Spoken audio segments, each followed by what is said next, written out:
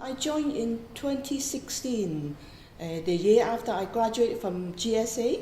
When I first came, I came to the exhibition. It was lovely and quiet. I spent time looking at work.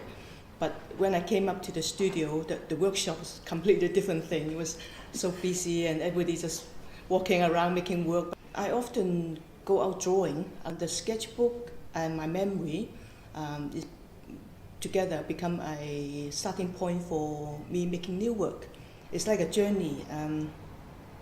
Only doing the experiment, I come to a point and say, okay, this is what I want to do. I first print on rice paper, then I mount the rice paper onto another piece of rice paper to make it stronger, and then I do Shinkalei onto Somerset. For this work, final image scan and put onto a photopolymer plate. So I use that for etching. So this is the etching of the Shinkalei work. The print is called Waves. Recently it's happy not to be affected by what is happening now, the climate change, the displacement of people. My work always been quite small, so the big challenge is how to keep the paper clean. And I'm glad I've done it. It's good to get out of your comfort zone and push yourself a bit further.